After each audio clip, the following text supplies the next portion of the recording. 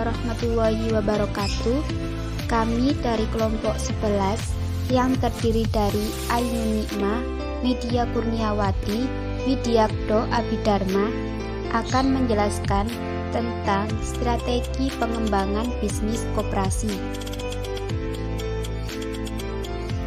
Indonesia merupakan negara yang menganut sistem ekonomi kerakyatan, di mana pengembangan ekonomi kerakyatan sangat identik dengan pengembangan koperasi. Latar belakang sejarah perekonomian nasional menunjukkan bahwa koperasi adalah lembaga yang diciptakan untuk melindungi kaum miskin dan lemah. Koperasi dikembangkan untuk mewujudkan demokrasi ekonomi, yaitu pemerataan pendapatan masyarakat melalui pertumbuhan koperasi-koperasi yang sehat. Pola pengorganisasian dan pengelolaannya yang melibatkan partisipasi setiap anggota dan pembagian hasil usaha yang cukup adil menjadikan koperasi sebagai harapan pengembangan perekonomian Indonesia. Koperasi merupakan bagian dari tata susunan ekonomi. Hal ini berarti bahwa dalam kegiatannya koperasi turut mengambil bagian bagi tercapainya kehidupan ekonomi yang sejahtera, baik bagi orang-orang yang menjadi anggota perkumpulan itu sendiri maupun untuk masyarakat di sekitarnya. Ada berbagai kekurangan dalam koperasi, seperti 1. Keterbatasan di bidang permodalan. 2. Daya saing lemah. 3. Rendahnya kesadaran berkoperasi pada anggota. 4. Kemampuan tenaga profesional dalam pengelolaan koperasi. 5. Banyaknya masyarakat yang memandang sebelah mata koperasi di Indonesia sebagai organisasi kelas bawah. Berikut adalah beberapa strategi yang dapat ditempuh untuk menjalankan bisnis koperasi agar koperasi yang dibentuk bisa sukses untuk kedepannya. 1. Gencarkan sosialisasi kepada masyarakat. Mendapatkan modal adalah salah satu masalah umum yang terjadi pada koperasi yang baru dibuka. Kendalanya adalah mencari anggota sebanyak-banyaknya untuk mendapatkan modal cukup demi kelancaran operasi di koperasi tersebut. Untuk menarik minat masyarakat sekitar diperlukan usaha ekstra agar masyarakat tertarik dengan koperasi yang baru saja dibuka di lingkungan tersebut. Caranya sangat beragam, misalnya dengan mensosialisasikan visi misi koperasi, konsep koperasi, dan keuntungan-keuntungan yang dapat diperoleh jika ikut serta dalam kegiatan koperasi tersebut secara luas dan merata kepada masyarakat sekitar.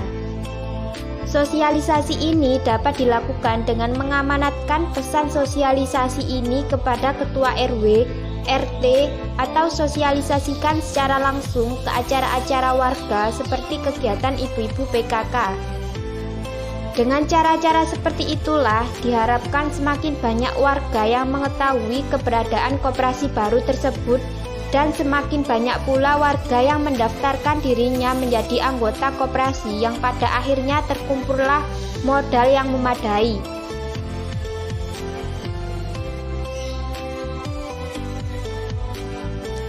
Dua, membuat konsep koperasi yang berbeda.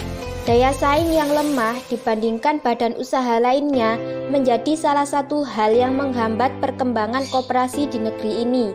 Salah satu penyebabnya adalah pikiran masyarakat yang beranggapan bahwa koperasi adalah badan usaha yang kuno. Keuntungannya tidak seberapa jika dibandingkan dengan badan usaha lainnya. Atau memang tidak tertarik dengan konsep koperasi yang itu-itu saja, seperti koperasi simpan pinjam, koperasi sekolah, koperasi unit desa, koperasi konsumsi, dan konsep lainnya yang memang sudah ada sejak dulu. Membuat konsep baru yang berbeda dengan konsep-konsep terdahulu bisa menjadi terobosan untuk meningkatkan daya saing koperasi. Tentu saja agar dapat meningkatkan daya saing, konsep yang baru tersebut harus disertai dengan profit yang jauh lebih besar dengan keuntungan yang didapat dari konsep koperasi yang lama.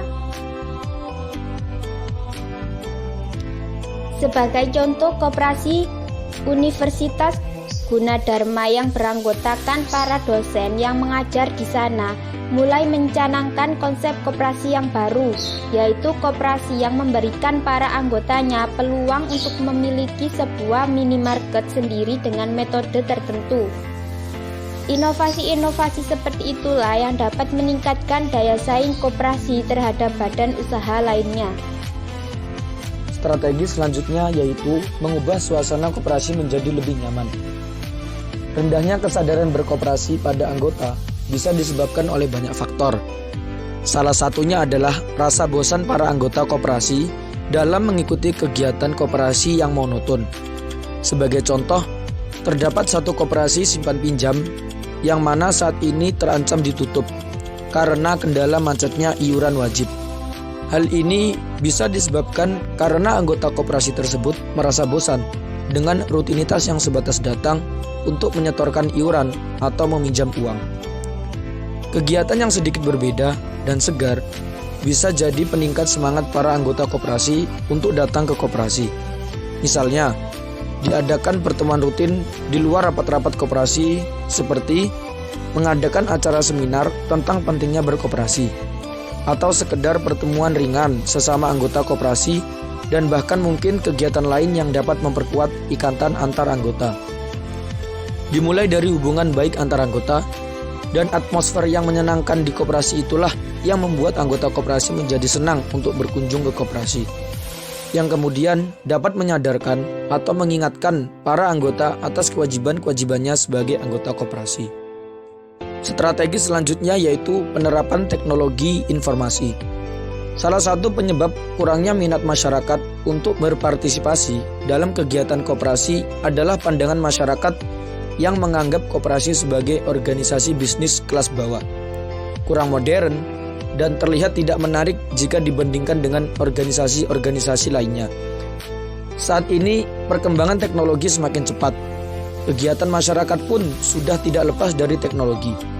Bahkan anak yang masih duduk di bangku sekolah dasar sudah sangat dekat dengan teknologi canggih seperti gadget dan internet. Masyarakat selalu antusias dengan perkembangan teknologi. Tapi justru hal ini bertolak belakang dengan koperasi di Indonesia yang terlihat masih tradisional. Teknologi yang cocok untuk koperasi itu sendiri kurang lebih sama seperti sistem aplikasi dari ojek online. Koperasi bisa membuat aplikasi koperasi yang bisa diunduh oleh masyarakat yang telah atau ingin menjadi anggota koperasi.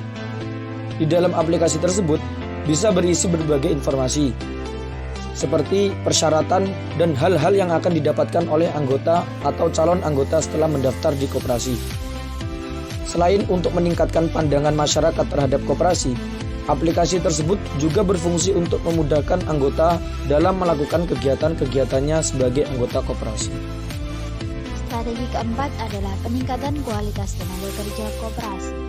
Selain seleksi yang tepat terhadap calon tenaga kerja yang akan direkrut sebagai pengurus koperasi, sebaiknya diterapkan pula pelatihan sebagai bekal keterampilan, sehingga kepengurusan dan pengoperasian koperasi menjadi lebih tertata dan tercipta kerjasama yang baik antara pengurus dan anggota koperasi.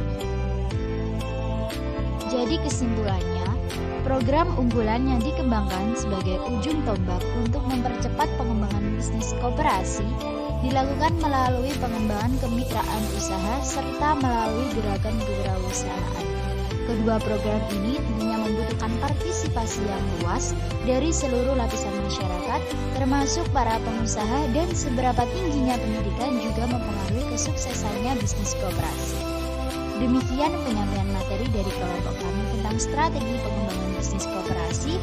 Terima kasih. Wassalamualaikum warahmatullahi wabarakatuh.